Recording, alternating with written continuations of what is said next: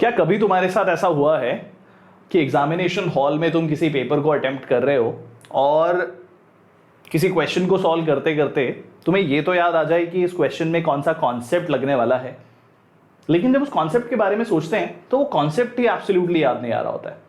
Means ये कि हमें एग्जाम से पहले लगता है कि हमें वो कॉन्सेप्ट आता है, लेकिन एग्जाम के दौरान उसका जब लिटमस टेस्ट होता है तब हमें समझ में आता है कि वो 100% हमें याद ही नहीं है।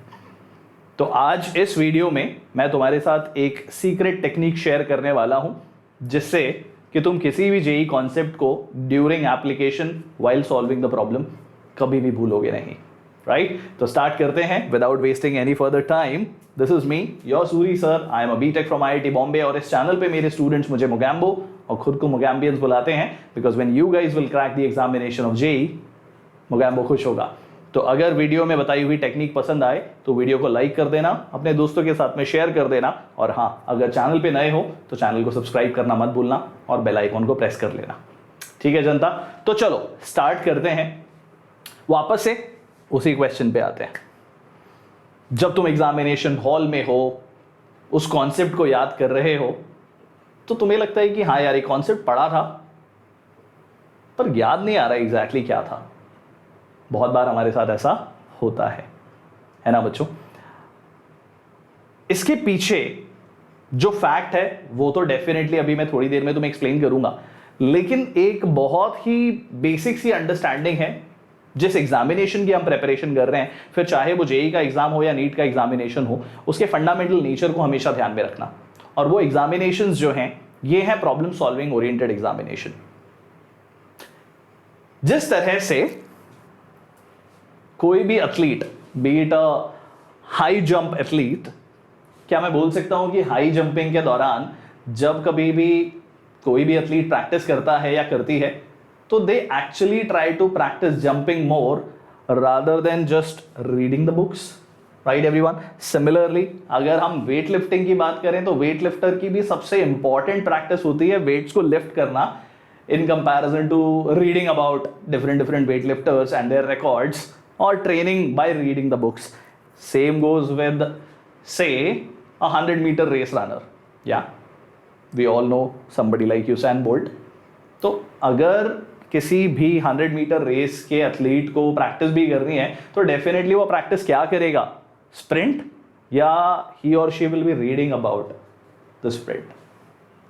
अब रिसेंटली इंडिया ने साउथ अफ्रीका में टेस्ट और वनडे सीरीज दोनों हार गई हैं, तो इसका मतलब ये तो नहीं कि अब जो प्रैक्टिस होगी वो नेट प्रैक्टिस ना हो करके सिर्फ और सिर्फ अब ऑस्ट्रेलिया में जो वर्ल्ड कप होने वाला है उसके बारे में टीम बैठ के सिर्फ बुक्स पे प्रैक्टिस करेगी। नहीं, राइट भाई? I agree, absolutely I agree कि जब कभी भी हम लोग we compare our studies with say sports, कभी भी अगर हमें प्रैक्टिस करनी है तो उससे पहले हम स्ट्रैटेजीज बनाते हैं, और स्ट्रैटेजीज डेफिनेटली ऑन पेपर बनती हैं, टीम्स ऑन पेपर बनती हैं। और जेई के एग्जामिनेशन की भी तैयारी जब हम लोग करते हैं तो हम उसके बारे में बुक्स पढ़ते हैं, कॉन्सेप्ट्स को पढ़ते हैं। पर तुम्हें याद रखना होगा एक बात को बच्चों, कि जेई जैसे एग्जामिनेशन में जो फंडामेंटल चीज़ है वो ये कि हमें एग्जामिनेशन में जाके प्रॉब्लम्स को सॉल्व करना है, हमें पेन और पेपर उठा करके प्रॉब्लम्स को सॉल्व करना है।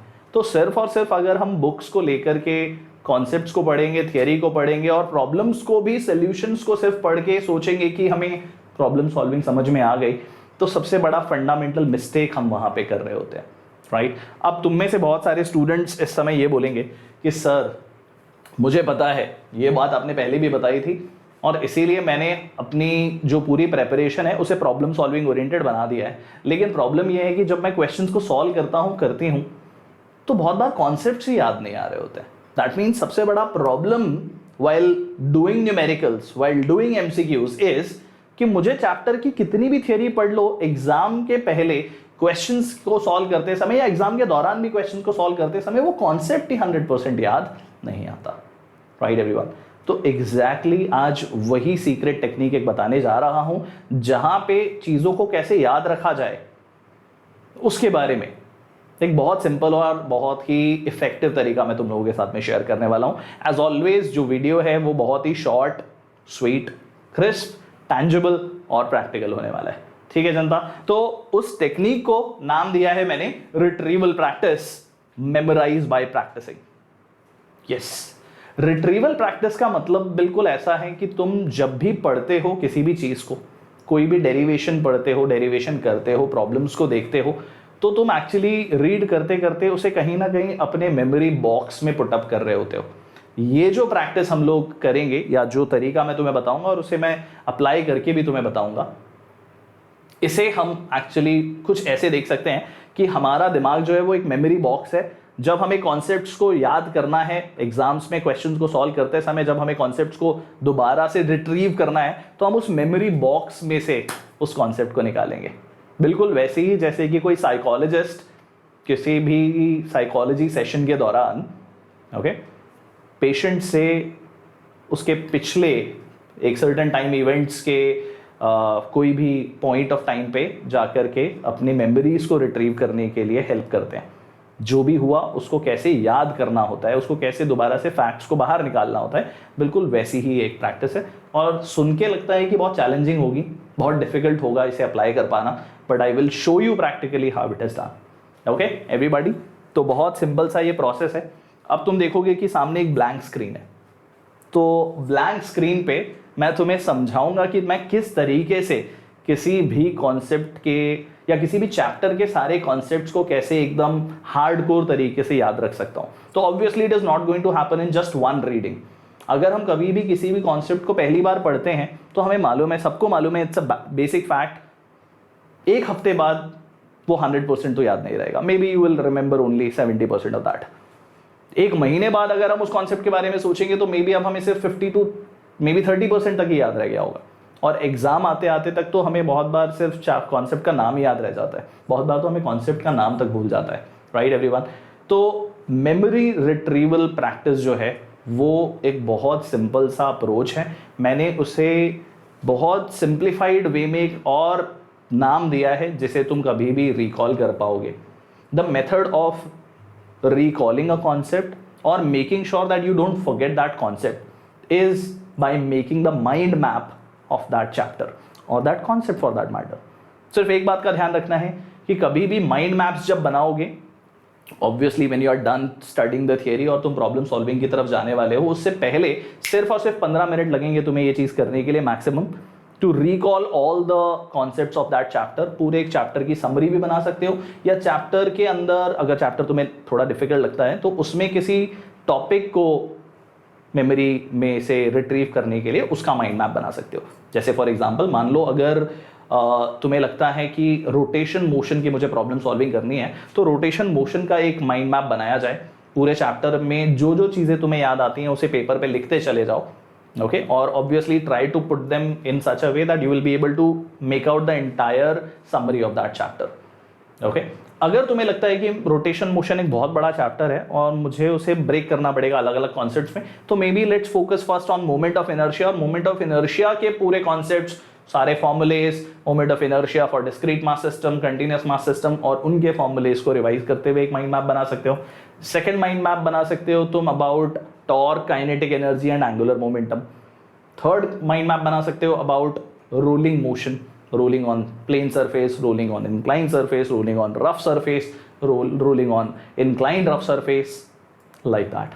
ठीक है, तो इस प्रैक्टिस को तुम्हें पहले चैप्टर कंप्लीट होने के बाद एक बार करना है, उसके बाद में उसे एक वीक के बाद में करना है, and then you have to try it after a month. Exactly, जब तुम इसे 3 बार कर लोगे और एक महीने बाद भी अगर तुम्हें while drawing the mind map of that chapter अगर सारी चीजें याद रह जाती हैं, तो फिर वो कॉन्सेप्ट तुम कभी भी नहीं भूलोगे। और सबसे ज्यादा जरूरी बात है कि उसे लिख के, माइंड मैप का मतलब ये नहीं कि दिमाग में बनाओगे, you have to take a piece of paper and write it down on that piece of paper.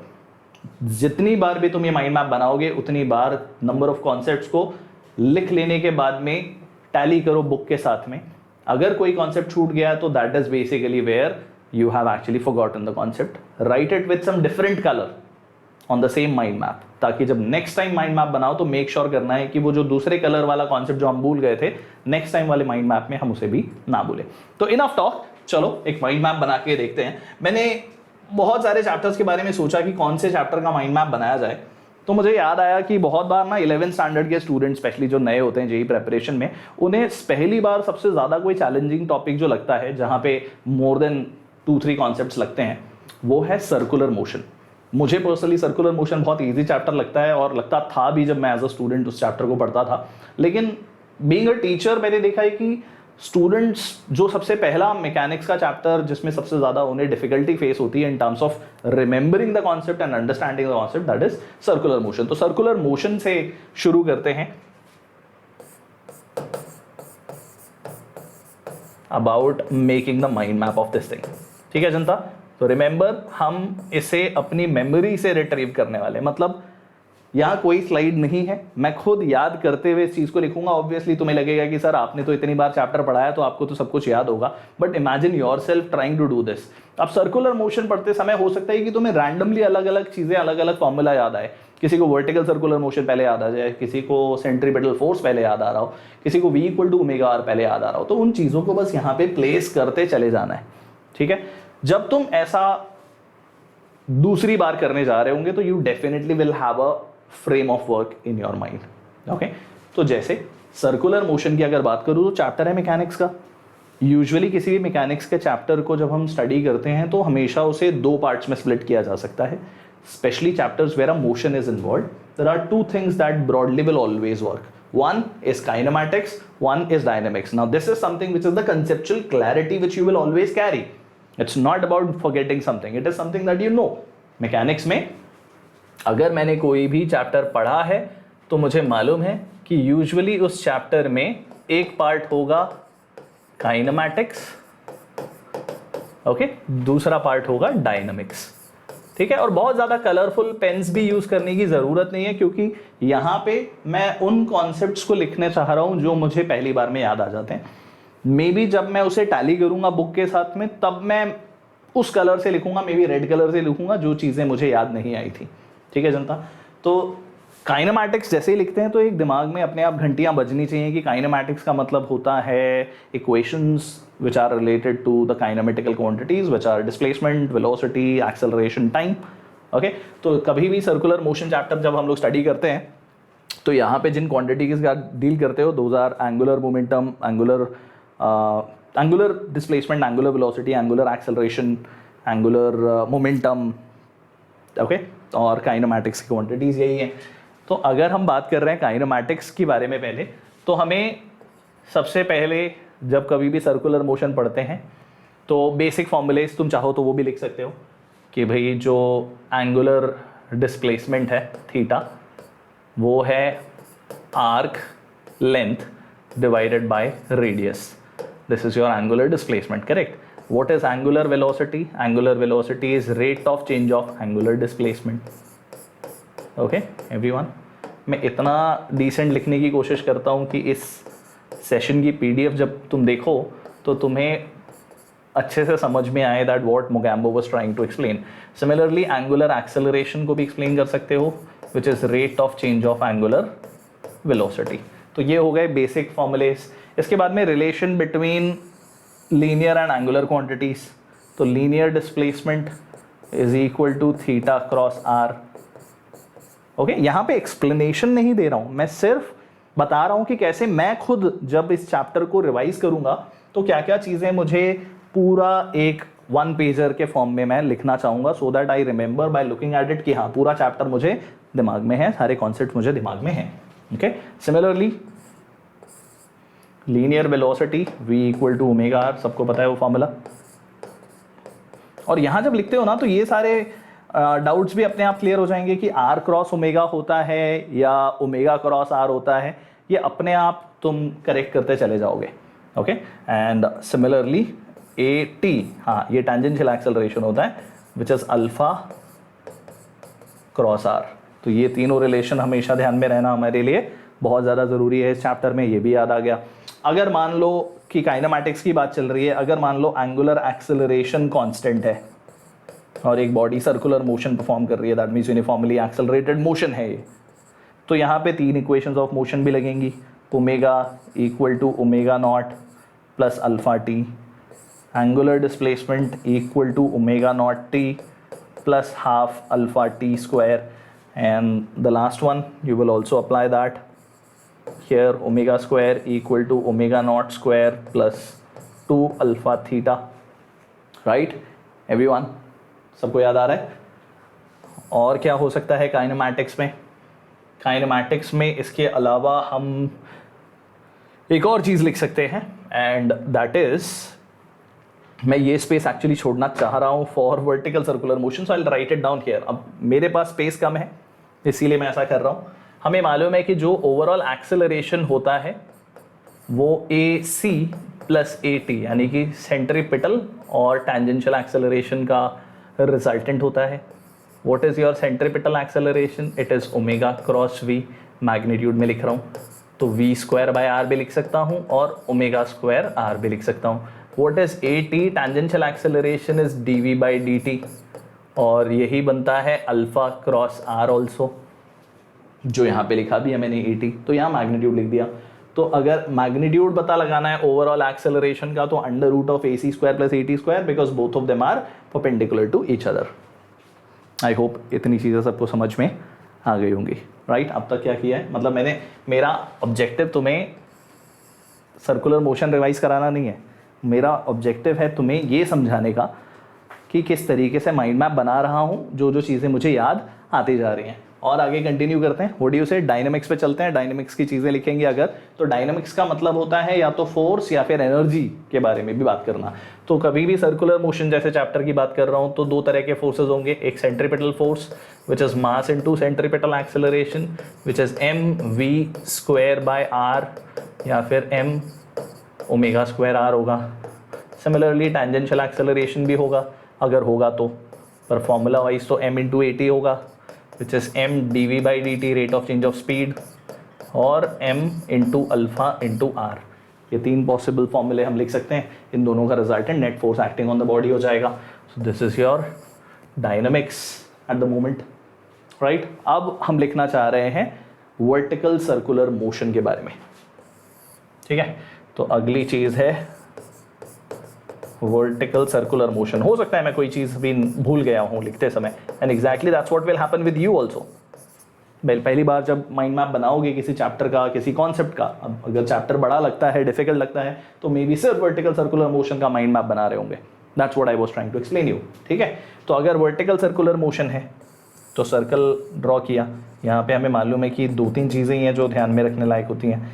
Bottom most point पे minimum velocity to complete the circle under root 5 rg, middle point पे under root 3 rg, top most point पे under root rg होती है. ये है minimum velocity for the particle to successfully complete the circle.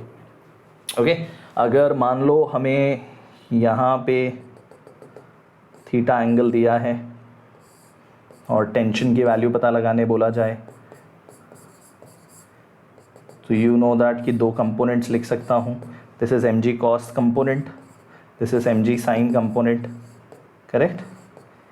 तो ये है सेंट्रीपिटल फोर्स का component. That means I can write down t minus mg cos theta equal to m into AC. उसको mv square by r लिखो, m omega square r लिखो, up to you. And जो sine theta component है उसका काम है tangential acceleration provide करना. Non uniform circular motion होता है ये. तो यही दोनों चीज़ें हमने यहाँ पे अप्लाई करके लिख दी, MAC एंड MAT. तो ये है according to me the broad mind map of the chapter of circular motion. I hope it looks visible and decent. मुझे ज़रा सामने से देख लेना चाहिए ऐसे. हाँ, to me it looks like a mind map of revision of the chapter of circular motion, right everyone? तो ऐसे माइंड मैप्स बनाने की कोशिश करनी है. पहली बार में ऑब्वियसली सारी चीज़ें शायद ना लिख पाओ, पर आज जब चैप्टर कंप्लीट हुआ और अब मैं उस चैप्टर की प्रैक्टिस करना शुरू कर रहा हूँ, this is valid for 2022 Janata also. May be आज तुम सोच रहे हो कि रे ऑप्टिक्स के क्वेश्चंस मुझे सॉल्व करने हैं, तो क्वेश्चन सॉल्व करने से पहले 10 मिनट स्पेयर करो. आई टुक लाइक 10-15 मिनट्स. तुम भी इतना ही टाइम लोगे चैप्टर को रिकॉल करने के लिए. पहली बार में माइंड मैप बनाओ, क्वेश्चन सॉल्व करना शुरू करो, ठीक है? क्वेश्चन सॉल्व करने से जस्ट पहले एक बार बस समरी में ये जाके देख लेना कि कोई कॉन्सेप्ट यहाँ मिस तो नहीं हुआ. उस कॉन्सेप्ट को दूसरे कलर से लिख देना. ओके, जैसे ये सब ब्लैक से लिखा, तो जो कॉन्सेप्ट नहीं याद आया था उसे मैं चेक करते समय रेड कलर से लिख दूंगा. नेक्स्ट डे जब दोबारा से इस चीज़ को करने जाओ, दिस इज फॉर 2022 जनता, तो दोबारा से माइंड मैप बनाओ. 2023 जनता जिनके पास अभी ज़्यादा टाइम है, तुम एक हफ्ते बाद ये चीज़ करो, ताकि तुम्हें ये याद समझ में आए कि तुम्हें कितने लंबे टाइम तक वो चीज़ रिटेन होती है। तो you what you are doing right now, what I did just now, without taking help from any book, any of the reference material, I try to recall from my memory. मतलब मेरे memory में ये सारी चीज़ें हैं, obviously हमने पढ़ा हुआ है, तो मैंने अपनी मेमोरी से इस चीज़ को रिट्रीव करने की कोशिश की है। और अगर मुझे लिखते समय हर एक चीज़ क्रिस्टल क्लियर याद आ रही है, तो डेफिनेटली एग्जाम में क्वेश्चंस में सॉल्व करते समय मुझे कोई कंफ्यूजन नहीं होगा। मुझे ये कंफ्यूजन नहीं होगा तो V equal to R cross omega होता है या ओमेगा क्रॉस R होता है। मुझे ये कंफ्यूजन नहीं होगा कि यहाँ पे इस डायग्राम में cos थीटा कंपोनेंट इधर आता है, sin थीटा कंपोनेंट इधर आता है, क्या होता है। Getting my point. तो इन्हीं चीज़ों पे बेस्ड तो क्वेश्चंस बनने होते हैं, ठीक है जनता। तो इसे कम से कम 3 बार ट्राई करो। If you have decent time, try it once, after that second time after a week, third time after a month. You will see that कि जब तुम उस चैप्टर को 1 महीने बाद रिकॉल कर रहे होगे तो तुम्हें ऑलमोस्ट सब कुछ याद आ जाएगा। और उससे ज़्यादा इस चीज़ का बड़ा लिटमस टेस्ट है जब तुम कोई भी क्वेश्चन सॉल्व कर रहे होंगे, स्पेशली जब तुम कोई मॉक टेस्ट दे रहे हो या एक्चुअल एग्जामिनेशन दे रहे हो, स्कूल का एग्जाम लिख रहे हो, तब तुम्हें समझ में आएगा कि हर एक चीज़ एब्सोल्युटली याद आती है। बिकॉज तुम्हारे हाथों की मेमोरी में 3 बार अगर उसकी प्रैक्टिस की है माइंड मैप की, तो तुम्हारे हाथों की मेमोरी में कॉन्सेप्ट स्टोर हो जाएंगे and you will be able to recall it. And how much time you are dedicating for it? Hardly 10 to 15 minutes. Don't make it for the entire physics. Just भी chapter के question solve करने जा रहे हो, just before that spare 10 minutes 15 minutes, make this mind map, keep it separately. और problem solve करते समय उस पेपर को शायद पहली बार यूज करो, लेकिन उसके बाद कोशिश करो कि उस माइंड मैप को भी देखना ना पड़े, यहाँ वो माइंड मैप क्रिएट हो जाए।